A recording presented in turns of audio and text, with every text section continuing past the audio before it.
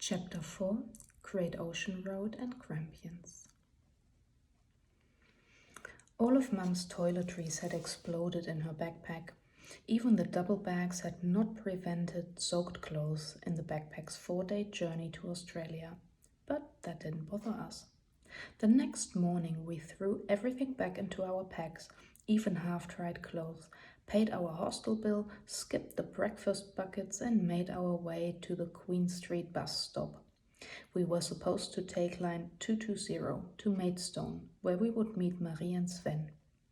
Because we were too technically challenged to buy a bus ticket from the machine, the bus driver let us ride for free.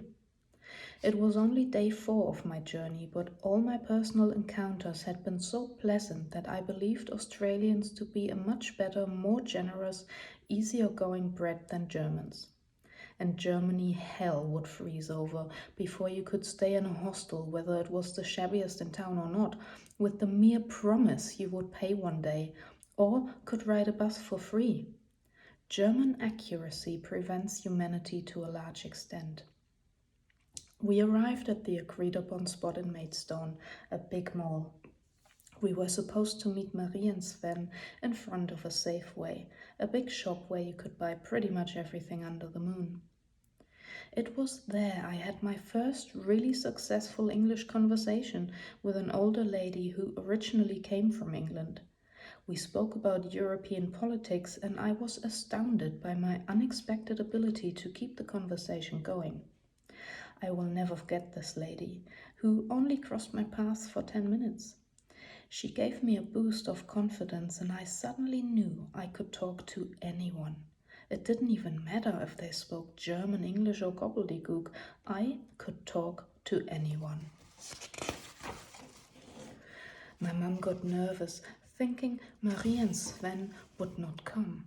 After all, who picks up complete strangers? But that thought never even crossed my mind. Why wouldn't they come? I still only believe in the good of people, sometimes to my bitter disappointment. Good people they were. As promised, they came. We loaded the car and drove off, westbound, along the Great Ocean Road. We were totally oblivious to the fact this road was world famous for its spectacular scenery. Only the night before we had looked into the travel guide we bought. Reading about the road and our next destination, we liked what we saw and thought our spontaneous decision was great. And great as its name it was. The Great Ocean Road slithers like a grey serpent along the rocky coast between Melbourne and Adelaide. The rock formations are bizarre and breathtaking. Nestled between the craggy rocks are the most inviting beaches with the softest sand I had ever seen. Rock arches delivered the salty waves to those hidden, idyllic beaches, protected from the wrath of the ocean. We kept stopping to take photos, breathe in the ocean air, and take in the stunning scenes. The harsh beginnings of our trip in Melbourne were forgotten instantly and felt surreal.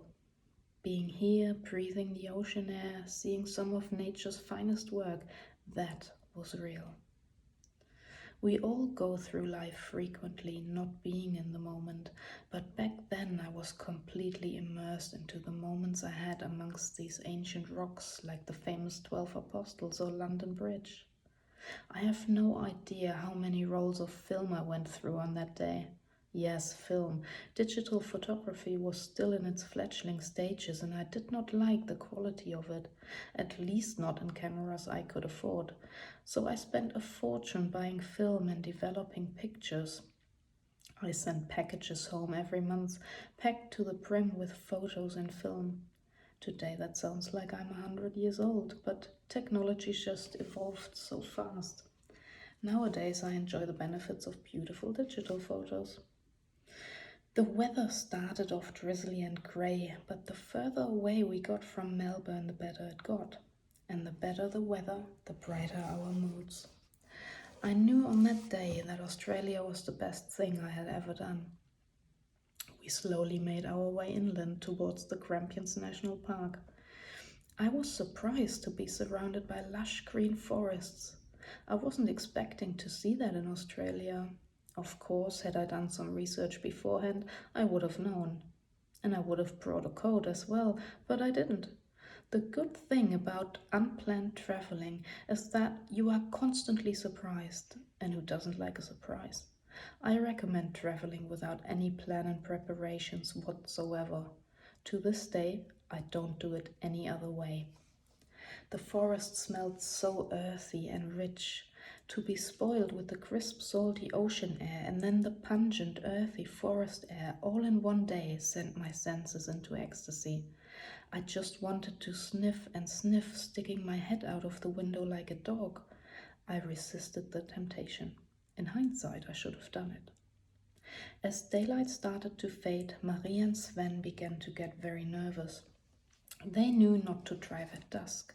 All the wildlife was active at that time of the day, so the chances of hitting an animal was quite high, especially at a national park. Content and relaxed, we passengers were all getting droopy when Sven the driver snapped us awake by slamming on the brakes and sending us forward into the seats or dashboards in front of us. He had spied a kangaroo. I thought the day could not have gotten any better, but it did at that moment. I laughed out loud because I was so happy to have gotten this unexpected treat. The kangaroo just looked at us in wonderment, probably not understanding why we were so excited to see it. I had to get out of the car to make this real. Looking at it through the car window felt like watching it on a television screen. I had to see it without a glass that separated us. The kangaroo just sat there, looking at me for a few seconds. Then, as if it had enough of being stared at, it hopped away. Later that night, we arrived in Holsgap, a small, sleepy town amidst the mountains of the Grampians National Park. Marie and Sven had reserved a room at Tim's place, a hostel consisting of little cabins set in a meadow with a huge vertical grey rock wall in the background. We did not see the rock wall upon arrival because it was already pitch black. The cabins were small, comfortable, and lovingly kept. They had real keys, no credit card type door openers like in the shoddy backpack hostel in Melbourne.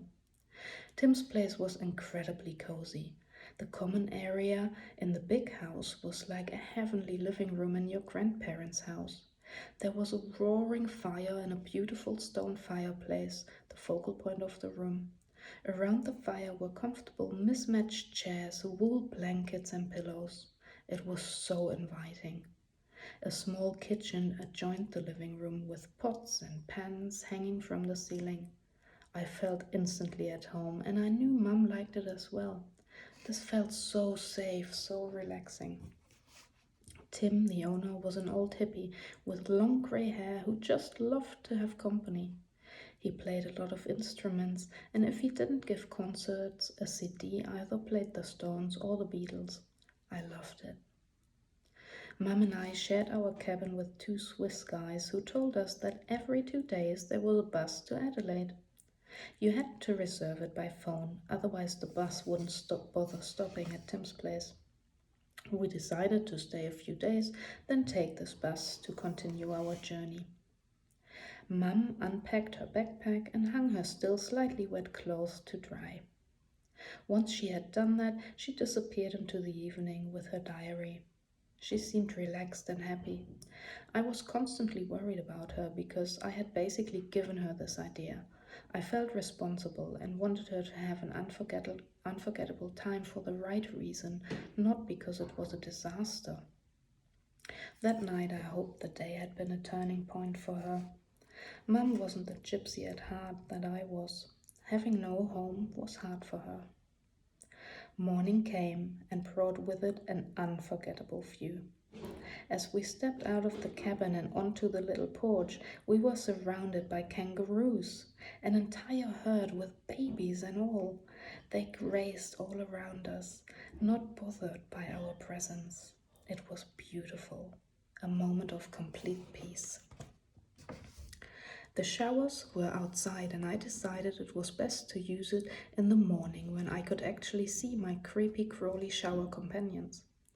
Due to their setting, the showers were freezing but quirky. They made me smile.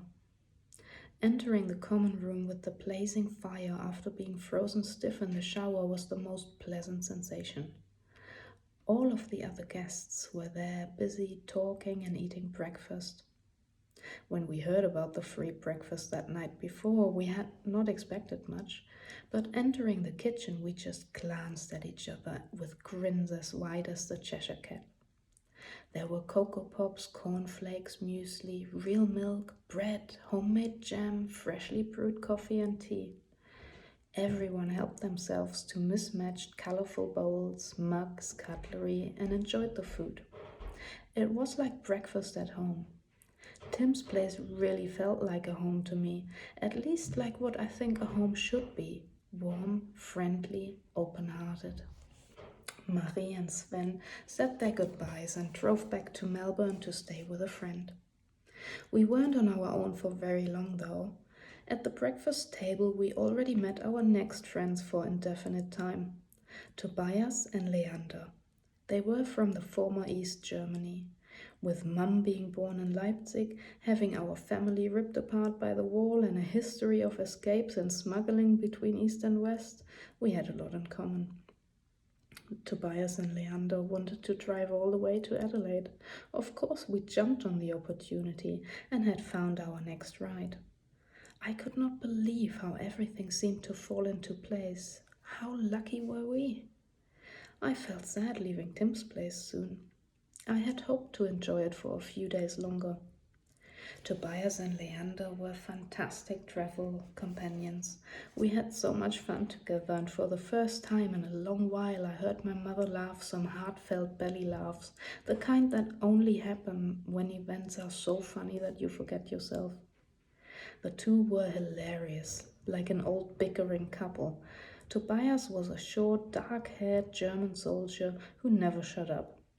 He reminded me so much of our friend Marco that they could have been brothers.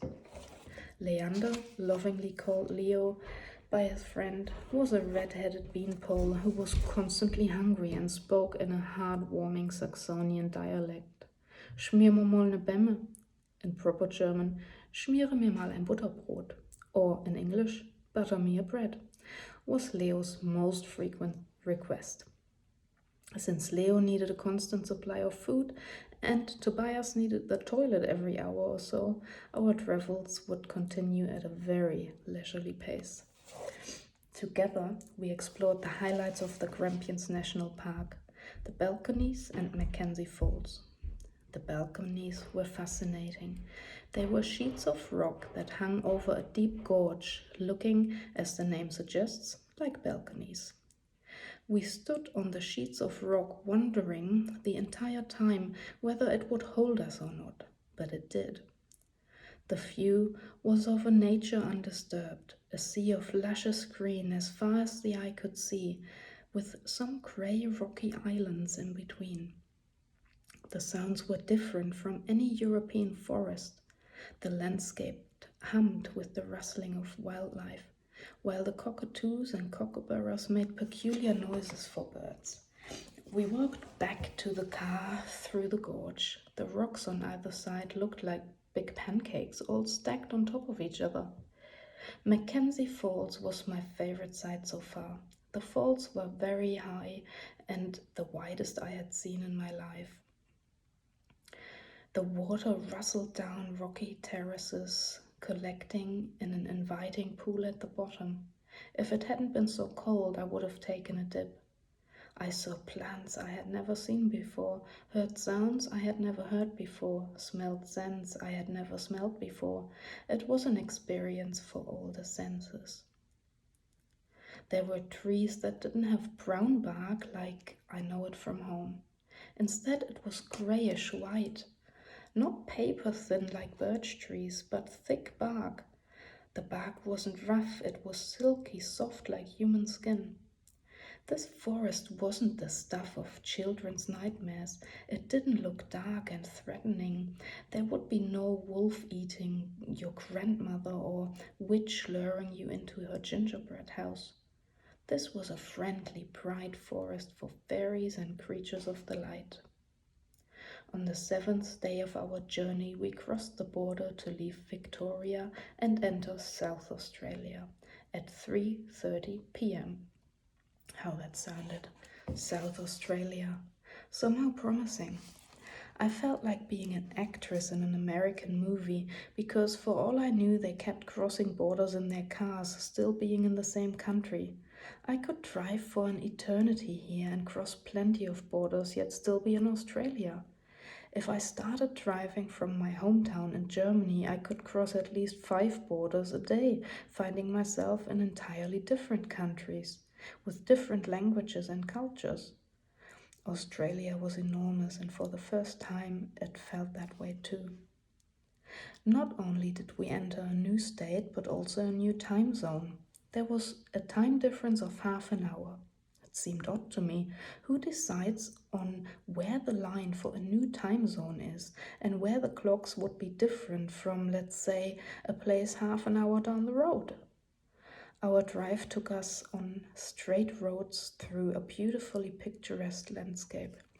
There were purple lavender fields as far as the eye could see. Here and there, single trees poked up to vary the scenery, and the odd white sheep was dotted across the fields. A scene you would expect to see in France, not necessarily in South Australia. An idyll. What wasn't French were the names of the towns we passed on our way. Towns like Salt Creek sounded more like a Western movie. Some towns had only 2 or 3 houses, and I wondered why they were called town and not village.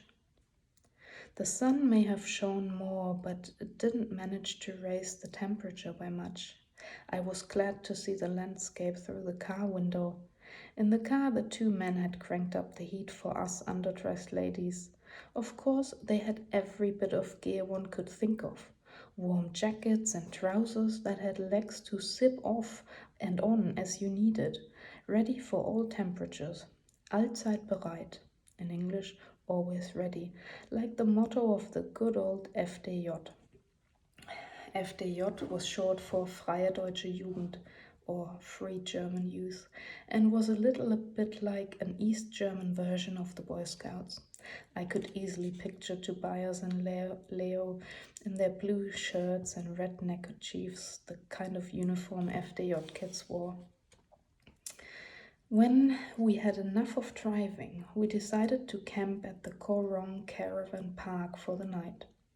We booked a 4-bed cabin, the cheapest option since we were all short of money. We were alone in the park. There was no one but us there. It was the off-season, and holidaymakers would not arrive until a few months later.